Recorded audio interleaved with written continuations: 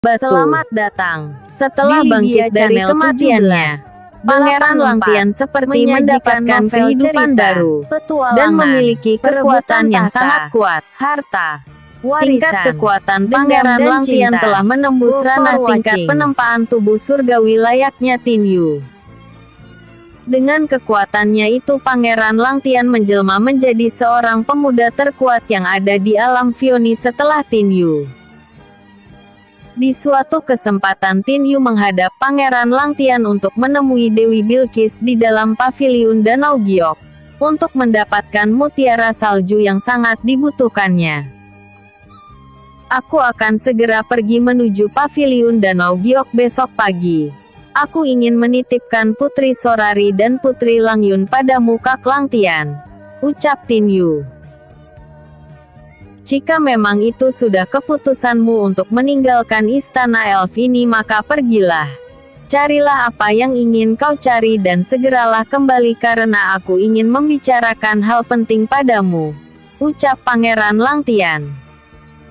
Aku pasti akan kembali setelah mendapatkan apa yang kucari, jawab Tin Yu. Tanpa diketahui oleh mereka berdua, Putri Langyun dan Putri Bilqis telah mendengarkan percakapan yang terjadi antara Tin Yu dan Pangeran Langtian. Seketika itu kedua wanita cantik yang tadinya mencuri dengar percakapan antara Tin dan Pangeran Langtian, langsung keluar dari tempat persembunyiannya.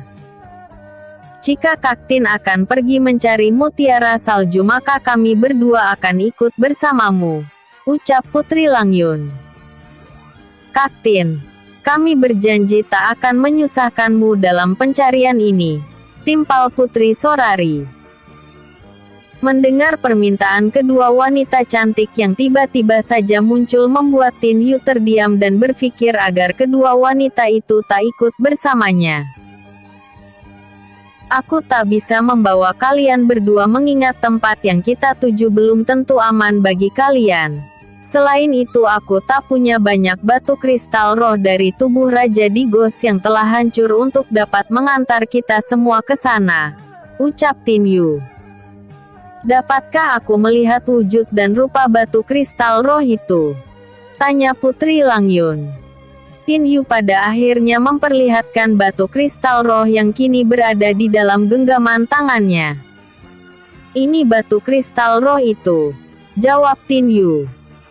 Jika hanya batu kristal roh seperti itu, Kak Langtian punya banyak, ucap Putri Langyun. Putri Langyun segera melangkah ke arah sang kakak, untuk meminta batu kristal roh seperti yang berada di tangan Tin Yu. Dengan berat hati Pangeran Tin Yu memberikan batu kristal roh seperti yang diinginkan sang adik. Maafkan aku Tin Yu. Aku memang memiliki banyak batu kristal roh seperti itu, ucap Pangeran Langtian. Kini tak ada alasan bagi Tin Yu untuk tak membawa kedua wanita itu untuk ikut bersamanya. Aku akan membawa kalian berdua asalkan penguasa dataran langit memperbolehkannya. Hanya itu yang kuinginkan, ucap Tin Yu. Tin Yu mengatakan hal itu agar Pangeran Langtian peka, agar kedua wanita itu tak ikut bersamanya dalam mencari mutiara salju. Akan tetapi apa yang ada di pikiran Tin Yu tak seperti yang ada di pikiran Pangeran Langtian. Pangeran Langtian sebenarnya tahu akan maksud dan tujuan Tin Yu berkata seperti itu padanya, yang tak menginginkan kedua wanita itu ikut dalam pencahariannya. Akan tetapi rasa sayang pada sang adik membuat Pangeran Langtian langsung memperbolehkan kedua wanita itu untuk ikut bersamanya. Mendengar jawaban Pangeran Langtian membuat Tin Yu menggeleng-gelengkan kepalanya. Karena Tin Yu yakin jika kedua wanita itu pasti akan membuat masalah baru bagi dirinya. Walaupun demikian Tin Yu pada akhirnya membawa kedua wanita cantik itu menuju ke paviliun Danau Giok, untuk menemui Dewi Bilqis di sana. Pagi hari setelah menyiapkan segala perbekalan, Mereka bertiga menghancurkan batu kristal roh untuk membawa mereka pergi dari alam inti Vioni. Kini mereka bertiga telah sampai pada akhir batu kristal roh membawanya, yaitu sebuah hutan lebat yang dipenuhi dengan pepohonan lebat. Kaktin, bukannya kau ingin pergi ke paviliun Danau Giok? Tapi mengapa kita berada di dalam hutan yang tak pernah terjamah ini? Tanya Putri Sorari. Tin Yu terdiam. Dari keterangan Peri Lilia, dia mengatakan jika batu kristal roh akan membawanya menuju ke paviliun Danau Giok. Tapi yang terjadi malah batu kristal roh membawanya menuju ke hutan antah berantah yang tak diketahui rimbanya. Tin Yu sebenarnya ingin masuk ke dalam cincin ruangnya untuk menemui Peri Lilia. Akan tetapi keinginannya itu segera diurungkannya mengingatkan Peri Lilia kini tengah melakukan pemulihan diri akibat membantu dirinya dalam proses peningkatan kekuatan hati janin suci di tubuh Putri Langyun. Kaktin, kok diam saja? Sebenarnya kita berada di mana? Tanya Putri Sorari kembali. Tin Yu tersadar dari lamunannya setelah mendengar perkataan Putri Langyun. Entahlah. Aku juga tak mengetahui sekarang ini kita berada di mana. Yang jelas oksigen di tempat ini sangat sedikit, jawab Tin Yu. Tin Yu mengajak kedua wanita yang bersamanya untuk menelusuri hutan. Namun langkah mereka dihadang oleh raksasa yang terbentuk dari bongkahan-bongkahan bebatuan. Raksasa itu adalah penguasa hutan dan penjaga hutan lebat yang saat ini ditempati Tin Yu berada. Berani sekali kalian menerobos ke tempat ini. Siapa yang menyuruh kalian datang ke tempat ini? Tanya raksasa batu tersebut. Aku adalah Tin Yu. Aku datang ke sini mencari paviliun Danau Giok tempat keberadaan Dewi Bilqis berada, jawab Tin Yu. Berani sekali kalian ingin bertemu sang dewi.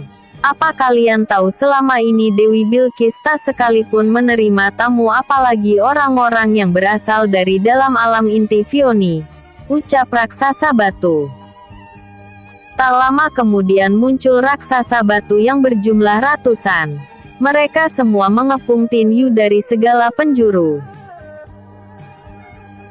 Karena Tin Yu sangat mengkhawatirkan kedua wanita yang ikut bersamanya, dia pun berusaha melakukan negosiasi dengan raksasa batu agar tak terjadi pertarungan. Mengingat saat ini mereka bertiga tengah berada di daerah kekuasaan raksasa batu, yang memungkinkan jika terjadi pertarungan akan berakibat buruk pada kedua wanita yang bersamanya. Kami hanya ingin bertemu dengan sang dewi. Aku minta padamu untuk mempertemukan aku dengannya karena ada hal penting yang akan kubicarakan dengan sang dewi, ucap Tin Yu. Aku merupakan penjaga gerbang yang menuju ke paviliun Danau Giok. Jika kalian bertiga berhasil mengalahkan kami semua, maka dengan sendirinya aku akan mengantarkan kalian semua menuju ke dalam paviliun Danau Giok, ucap raksasa batu. Mendengar perkataan raksasa batu membuat Tin Yu berkata kepada kedua wanitanya, kalian bersiaplah. Kita akan menghadapi raksasa batu itu, ucapnya. Kedua wanita yang bersama Tin Yu segera menganggukkan kepalanya mengiyakan perkataan Tin Yu. Tak lama kemudian pertempuran pun terjadi dengan sengit di tempat itu. Bersambung. Malam ini Ab1 ya sahabat semua. Ada pembahasan pengurusan kurban di masjid. Episode sebelumnya. Hidup kembali. Episode berikutnya. Menemukan solusi. Menemukan solusi. Pertarungan sengit yang terjadi membuat Tin Yu dan kedua wanitanya harus terpisah jarak. Mereka masing-masing menghadapi raksasa batu yang puluhan jumlahnya. Putri Sorari menggunakan panah artefak langit untuk menghadapi para raksasa batu yang menyerangnya. Dengan kekuatan dari teknik es yang diberikan Tin Yu, membuat efek serangan anak panah yang terjadi begitu sangat kuat. Puluhan raksasa batu telah banyak yang dibekukannya, hingga raksasa itu hancur menjadi serpihan-serpihan kecil es. Setelah Putri Sorari melakukan serangan tangan kosong yang mengandung gelombang kejut yang sangat kuat kepada raksasa batu yang telah dibekukannya. Akan tetapi bukannya hancur. Serpihan-serpihan es dari raksasa batu kembali menyatu dan bertambah banyak jumlahnya. Hal itu membuat Putri Sorari menjadi keheranan dibuatnya. Jika terus begini, aku tak tahu sampai kapan aku bisa bertahan dari mereka semua. Karena energi di tubuhku semakin lama semakin berkurang. Apalagi oksigen yang ada di tempat ini begitu tipis hingga membuat energiku cepat sekali berkurang. Batin Putri Sorari. Sementara itu Putri Langyun yang juga menghadapi puluhan raksasa batu dibuat heran dengan fenomena yang ada. Setelah membuat raksasa batu menjadi patung dengan menggunakan puluhan pisau terbang dari kekuatan hati janin suci, dan menghancurkannya dengan serangan jarak dekat. Akan tetapi hal yang sama yang terjadi pada Putri Sorari terjadi juga pada Putri Langyun, yang membuat sang putri harus berpikir dua kali dalam menghancurkan raksasa batu yang menyerangnya. Sementara itu Tin Yu mencoba menganalisa dan mencari cara agar raksasa batu dapat dimemusnahkannya, hingga satu titik terang menghampiri pikirannya. Sedari tadi aku tak melihat raksasa batu yang berbicara denganku sebelumnya. Semua yang menyerangku dan menyerang Putri Sorari serta Putri Langyun merupakan raksasa batu yang belakangan datang. Kurasa semua sumber permasalahannya berasal dari raksasa batu yang berbicara denganku sebelumnya. Dengan pertimbangan itu, Tin Yu menyuruh kedua putri untuk membekukan semua raksasa batu yang ada. Kalian semua, bantu aku untuk membekukan semua raksasa batu yang ada. Dan ingat jangan sampai ada dari kalian yang menghancurkannya karena hal itu bisa membuat raksasa batu menjadi bertambah banyak, teriak Tin Yu. Kami akan membekukan mereka semua Kaktin, jawab Putri Sorari yang langsung dalam menjawab perkataan dari Tin Yu. Kedua wanita cantik dengan kekuatan yang mereka miliki mampu untuk membekukan dan menjadikan patung semua raksasa yang ada, hingga memberikan kesempatan bagi Tin Yu untuk mencari raksasa batu yang mempunyai tanda berwarna biru di jidatnya. Kemana raksasa batu itu? Mengapa aku tak bisa mengetahui keberadaannya di area pertempuran ini?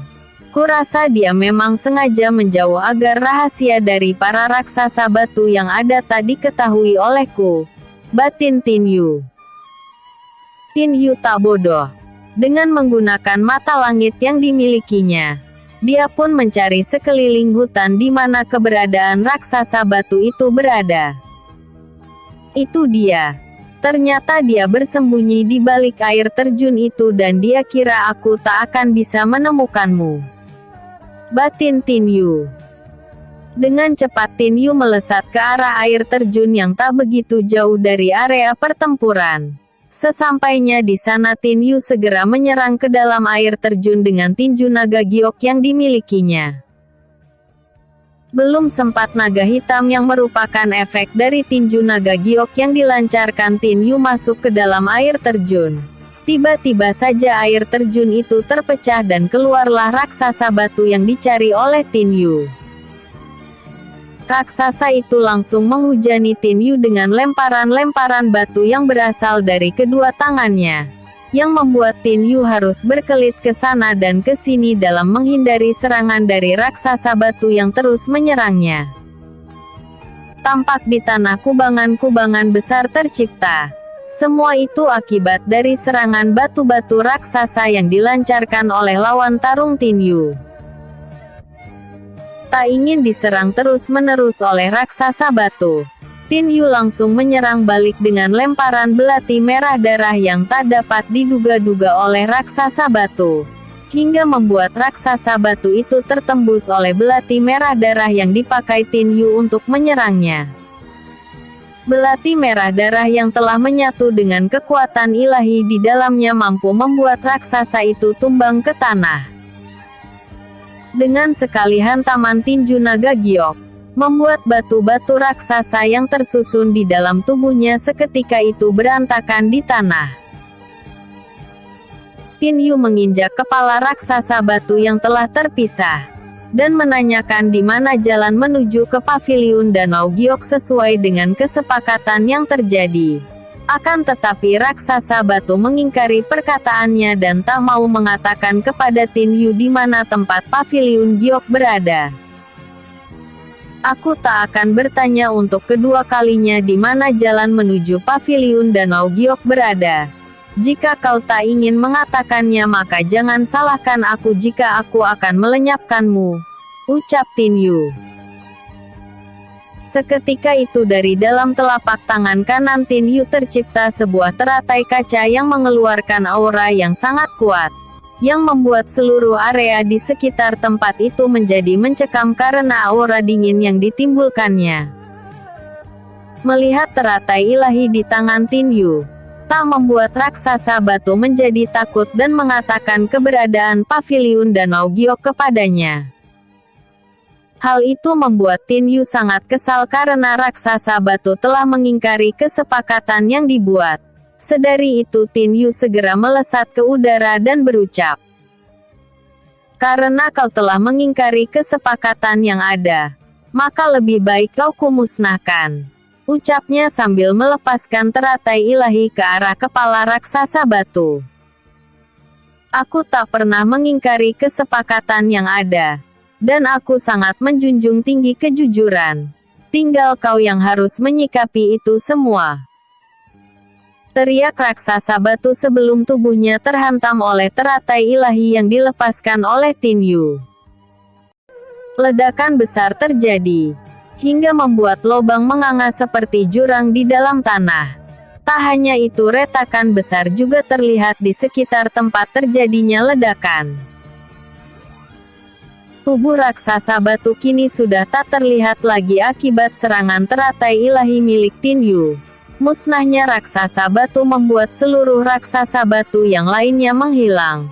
Hal itu membuat kedua putri yang masih bertarung dengan raksasa batu pun semakin bertambah bingung dibuatnya. "Kak Sorari, ayo kita mencari Kak Tin Yu. Sepertinya dia telah memecahkan masalah yang terjadi mengapa raksasa batu tak dapat dimusnahkan," ucap Putri Lang Yun. "Kau benar adik. Lebih baik kita mencarinya sekarang," jawab Putri Sorari. Mereka berdua melesat mencari Tin Yu ke dalam rimbunnya hutan. Dan pada akhirnya kedua putri itu menemukan Tin Yu tengah menatap air terjun yang kini mengeluarkan cahaya pelangi yang menyilaukan mata. Tin tersadar jika kesepakan yang terjadi antara dirinya dan raksasa batu benar-benar terjadi. Raksasa batu tak ingkar karena jalan menuju ke paviliun Danau Giok kini terpampang jelas di hadapannya. Bersambung episode sebelumnya. Raksasa batu. Episode berikutnya. Bertemu empat Dewi Nirwana. Kedua putri tiba di tempat Tin Yu berada. "Kak Tin, fenomena apa ini? Mengapa air terjun itu mengeluarkan cahaya pelangi yang menyilaukan mata?" tanya Putri Lang Yun. "Air terjun itu adalah jalan menuju paviliun Giok, tempat keberadaan Dewi Bilqis berada. Lebih baik kita masuk ke dalam sana," jawab Tin Yu. Setelah berkata seperti itu, Tin Yu dan kedua putri masuk ke dalam air terjun hingga tiba di suatu tempat yang teduh dengan bangunan yang sangat megah yang mengambang di atas permukaan danau. Paviliun Danau Giok, batin Tin Yu. Tak berselang lama, kedua putri merasakan kesulitan bernapas karena oksigen di tempat itu benar-benar tak ada. Dan energi yang ada di tempat itu pun menekan tubuh mereka berdua hingga kedua putri merasakan sakit yang teramat sangat. Celaka mereka berdua tak terbiasa dengan keadaan di tempat ini. Walaupun Putri Sorari masih keturunan dewa dan dewi sementara Putri Langyun merupakan keturunan ras elf murni, tetap saja mereka berdua masih dapat merasakan kesakitan jika berada di tempat ini. Batin Tin Yu. Tin Yu segera memberikan hawa murninya untuk membuka dantian di titik-titik merindian yang masih tertutup di kedua putri tersebut. Dan pada akhirnya kedua putri tersebut dapat bernapas dengan lega di tempat itu. Apa yang dilakukan Tin Yu membuat mereka berdua terhindar dari tekanan hawa energi yang ada di nirwana. Setelah semua baik-baik saja, Tin Yu mengajak kedua putri itu untuk berjalan ke arah jembatan yang menuju ke paviliun Danau Giok. Jembatan itu terbuat dari kaca hingga membuat ikan-ikan yang berada di dalam Danau Giok dapat terlihat nyata. Kedua putri yang memang tinggal di istana begitu sangat takjub dengan panorama dan keindahan paviliun yang berada di permukaan air danau, yang memiliki kemegahan melebihi istana yang mereka punya. Hanya Tin Yu yang tak memikirkan keindahan paviliun itu. Hatinya begitu gelisah karena akan bertemu ibu tirinya. Tiba-tiba di tempat itu banyak kelopak bunga teratai yang berterbangan di udara. Dan sesosok wanita cantik perlahan berjalan di udara menuju ke arah mereka bertiga.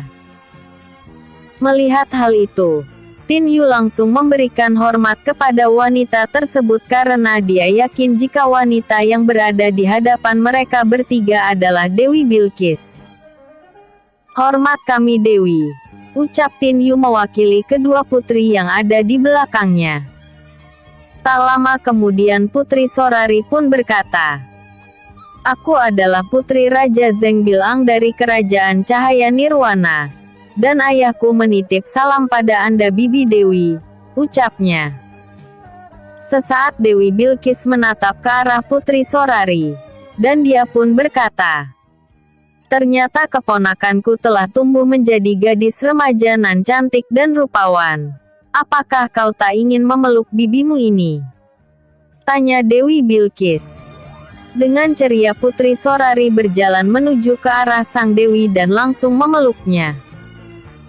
Dewi Bilqis memeluk Putri Sorari yang merupakan anak adiknya itu dengan hangat. Hingga beberapa saat lamanya pelukan itu terjadi. Sementara itu Putri Langyun yang mendengarkan percakapan antara Dewi Bilqis dan Putri Sorari, tak menyangka jika Putri Sorari yang dikenalnya mempunyai hubungan ikatan darah dengan seorang dewi dari Nirwana. Hal itu membuat Putri Langyun terdiam dan larut dalam pikirannya sendiri. Setelah saling melepaskan rindu, Dewi Bilqis menatap Tin Yu dan berkata, "Kemarilah putraku, aku begitu sangat merindukanmu. Wajah ayahmu sewaktu bersamaku begitu persis dengan wajahmu saat ini," ucap sang dewi sambil merenggangkan tangannya. Tin Yu melangkah ke arah Dewi Bilqis kemudian memeluknya dengan hangat. "Maafkan aku Ibu Dewi. Aku baru bisa berkunjung untuk menemuimu," ucap Tin Yu. "Kau tak salah putraku. Perbedaan alamlah yang membuat kita baru bisa dapat bertemu. Akan tetapi perbedaan alam itu sebentar lagi akan berubah saat kau menjadi Dewa Perang Langit, yang merupakan seorang jenderal besar penguasa seluruh pasukan langit," jawab Dewi Bilqis. Putri Sorari dan Putri Langyun sangat terkejut mendengar perkataan Dewi Bilqis. Mereka berdua tak menyangka jika Tin Yu merupakan putra seorang dewi di Nirwana. Dan bertambah terkejutnya lagi saat mereka berdua mengetahui jika pemuda yang dicintainya itu merupakan calon dewa perang langit di masa depan. Walaupun keterkejutan melanda hatinya, mereka berdua tetap menyembunyikan perasaannya itu di dalam hati kecil mereka masing-masing. Tak lama kemudian muncul di hadapan mereka 3 orang wanita cantik yang merupakan Dewi di Nirwana. Dan juga seorang pemuda tampan yang ikut bersamanya. Dia adalah Dewi Shaoqun, Dewi Qianqin dan Dewi Limuza. Dewi Qianqin dan Dewi Limuza yang baru pertama kali melihat Tin Yu. Begitu sangat terkejut melihat paras dan juga bentuk kekar tubuh Tin Yu. Mereka berdua tak menyangka jika Tin Yu begitu mirip dengan mendiang suaminya. Dewi Limuza berjalan ke arah Tin Yu dan memeluk pemuda itu dengan hangat. Dewi Limuza menyandarkan kepalanya ke dada bidang Tin Yu untuk melepaskan rasa rindu yang mendalam pada mendiang suaminya. Karena sang Dewi melihat Tin Yu seperti melihat Yanlan di masa mudanya dulu. "Ibu sangat merindukanmu putraku," ucap Dewi Limuza. "Aku juga merindukanmu Ibu Dewi," jawab Tin Yu. Sementara itu melihat ibunya tengah berpelukan dengan seorang pemuda yang tak dikenalnya, membuat pemuda yang merupakan putra Dewi Limuza menjadi gusar. Apalagi dia tak melihat tak ada satupun dari Dewi yang berada di tempat itu yang menghentikan mereka. Hal itu membuat putra Dewi Limuza langsung menyerang Tin Yu. "Hentikan ibu. Apa yang kalian lakukan hingga berpelukan di depan umum seperti ini?" teriak sang pemuda sambil menghantamkan tinjunya ke arah Tin Yu. Menyadari adanya serangan kuat yang mengarah padanya, membuat Tin Yu dengan refleks menangkis serangan itu dengan menggunakan telapak tangannya. Bom! Ledakan energi pun terjadi yang mengakibatkan gelombang kejut yang sangat kuat di tempat itu. Tin Yu masih berdiri di tempatnya berada sementara pemuda yang menyerang Tin Yu terpental jauh ke belakang. "Shaoyan, apa yang kau lakukan? Mengapa kau menyerang kakakmu sendiri?" hardik Dewi Limuza. "Apa? Bagaimana ibu bisa mengatakan jika pemuda itu adalah kakakku?" jawab Shaoyan dengan berusaha bangkit berdiri. Qianqin yang tadinya diam, kini bercerita siapa sebenarnya Tin Yu, dan apa hubungannya dengan semua dewi yang berada di tempat itu. Setelah mendengar penjelasan Dewi Qianqin, akhirnya Shaoyan, Putri Limuza dan Putri Sorari mengetahui jika Tin Yu merupakan seorang anak dari Jenderal Perang Langit yang bernama Yanlan, yang telah memperistri 4 dewi di Nirwana dan 1 manusia di alam dunia. Manusia itu adalah Putri Xingxialin, ibu dari Tin Yu. Mendengar perkataan Dewi Qianqin membuat Shaoyan merasa bersalah. Dia pun melangkah ke arah Tin Yu dan membungkukkan badan padanya. "Maafkan aku Kak Tin Yu. Aku telah bertindak arogan padamu," ucap Shaoyan. Mendengar jika Shaoyan memanggilnya dengan sebutan kakak, hal itu membuat Tin Yu tersenyum dan segera meraih tangan Shaoyan untuk memeluknya. "Aku telah memaafkanmu adik. Dan jika aku yang berada pada posisimu, pasti aku juga akan melakukan hal yang sama," jawab Tin Yu. Bersambung. Episode sebelumnya. Menemukan solusi. Episode berikutnya. Keputusan.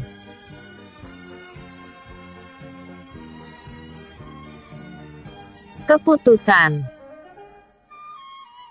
Keadaan semakin membaik antara Tin Yu dan Shaoyan. Di meja makan yang berada di dalam paviliun Danau Giok semakin semarak karena adanya Tin Yu dan kedua putri yang datang bersamanya. Mereka semua menikmati makanan dan minuman dengan bersukacita. Putri Langyun dan Putri Sorari begitu sangat kagum dengan kebersamaan keempat istri Yanlan, yang terlihat sangat akur dan saling menghormati satu dengan yang lainnya. Di meja makan terjadi pembicaraan yang cukup hangat di antara mereka semua, terutama Tin Yu yang sangat penasaran apakah dia masih mempunyai saudara selain Shaoyan. "Ibu Dewi, apakah aku mempunyai saudara seayah yang lain, selain saudaraku Shaoyan?" tanya Tin Yu. Dewi Bilqis yang menjawab pertanyaan dari Tin Yu. Keempat ibumu mempunyai 3 putri dan seorang putra. Shaoyan adalah putra dari Dewi Limuza. Qinci merupakan putri dari Dewi Qianqin. Fioquin adalah putri dari Dewi Shaoquin dan Nier adalah putriku. Dahulu aku dan Kak Zhao Queen yang membuat alam Fioni dengan persetujuan Dewa Suci dan Dewa Agung. Dan nama Fioni merupakan penggabungan nama putriku dan putri Kak Zhao Queen. Dan inilah nama putri kami yang sebenarnya. Jawab Dewi Bilqis. Lantas di manakah saudara wanitaku berada? Tanya Tin Yu kembali.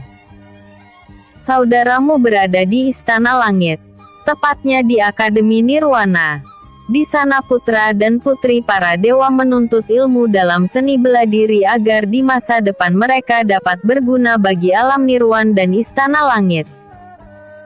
Kau pergilah ke sana untuk menemui ketiga adikmu. Biar Shaoyan yang akan menemanimu ke sana. Jawab Dewi Zhao Queen.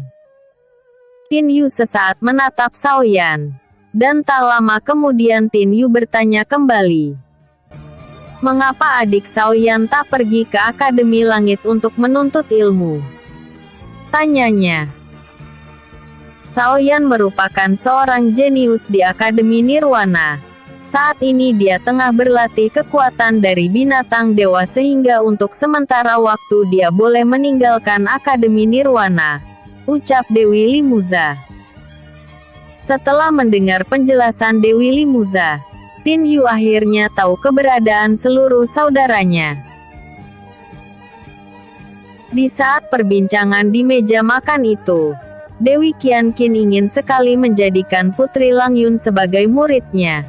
Dan setelah cukup beradaptasi dengan lingkungan Nirwana maka Dewi Qianqin akan memasukkan Putri Langyun ke dalam Akademi Nirwana. Karena di sana banyak hal yang dapat dipelajari termasuk melatih tingkat kekuatan agar lebih kuat lagi.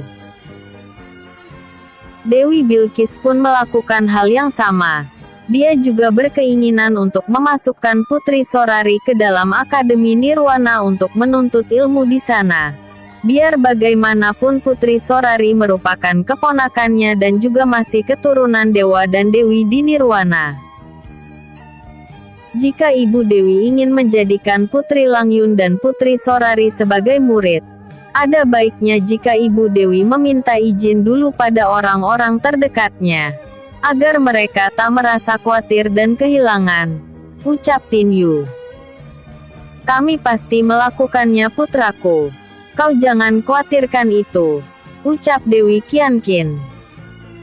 Setelah pembicaraan di meja makan, maka mereka bertiga dibawa ke 3 buah kamar untuk beristirahat. Di pagi hari Dewi Qianqin yang juga berasal dari ras elf datang bersama Putri Langyun ke Istana Elf yang berada di dataran langit. Pangeran Langtian begitu sangat terkejut melihat adiknya datang ke istana bersama seorang dewi dari Nirwana. Mendapatkan tamu kehormatan, Pangeran Langtian langsung membawa mereka berdua masuk ke dalam ruangan khusus sang pangeran. Di sana mereka membicarakan tentang keinginan Dewi Qianqin untuk menjadikan Putri Langyun sebagai muridnya. Aku serahkan semua keputusannya kepada Putri Langyun. Karena dia yang akan menjalaninya pelatihannya. Ucap Pangeran Langtian. Aku akan berlatih di Nirwana kakak. Karena aku ingin menjadi lebih kuat. Jawab Putri Langyun. Jawaban Putri Langyun begitu sangat mengherankan bagi Pangeran Langtian. Jika mengingat kembali ke belakang di saat itu Putri Langyun pernah berkata jika dia begitu sangat mencintai dataran langit. Dan tak akan pernah meninggalkannya. Hal itulah yang membuat Pangeran Langtian menjadi sangat heran dengan keputusan adiknya itu. Apa yang sebenarnya terjadi dengan adikku? Mengapa dengan mudahnya dia berkata untuk berlatih di Nirwana? Jika itu terjadi maka Putri Langyun akan lama berada di Nirwana. Batin sang pangeran. Melihat diamnya Pangeran Langtian dengan perkataannya, membuat Putri Langyun menyadari jika perkataannya telah membuat kakaknya serasa tak percaya dengan keinginannya untuk berlatih di Nirwana. Dia memang telah berjanji untuk tetap tinggal di dataran langit sampai kapanpun. Akan tetapi ada alasan yang membuat sang putri sampai berubah pikiran. Maafkan aku Kak Langtian. Aku melakukan semua ini karena aku ingin selalu bersama Kak Tin Yu di masa depan. Batin Putri Langyun. Flashback. Dewi Qianqin menghampiri Putri Langyun di saat mereka sedang berdua. Dewi mengatakan hal penting pada Putri Langyun. Kau berasal dari ras elf. Dan aku pun sama. Aku menginginkan kau menjadi pendamping putraku Tin Yu saat dia telah menjadi seorang dewa perang langit. Jika kau memulainya dengan menjadi muridku dan setelah itu kau belajar di Akademi Langit, maka tak ada alasan bagi para dewa untuk tak menerimamu di Nirwana. Hanya itu yang ingin ku sampaikan kepadamu dan semua keputusannya ada di tanganmu sekarang. Terima kasih atas semua kebaikanmu Dewi. Aku akan mengikuti semua perkataanmu, jawab Putri Langyun. Mulai hari ini kau jangan memanggilku Dewi. Mulai sekarang panggil aku Ibu Dewi karena di masa depan kau akan menjadi anakku karena menikah dengan putraku Tin Yu, ucap Dewi Qianqin sambil mengusap lembut kepala Putri Langyun. Putri Langyun merasakan kedamaian saat Dewi Qianqin mengusap kepalanya. Kehadiran seorang ibu yang selama ini dinantikannya, kini begitu terasa di saat dirinya bersama Dewi Qianqin. Hal itu yang membuat Putri Langyun begitu ingin berada di Nirwana. Bersambung. Episode sebelumnya. Bertemu 4 Dewi Nirwana. Episode berikutnya. Ruangan perpustakaan.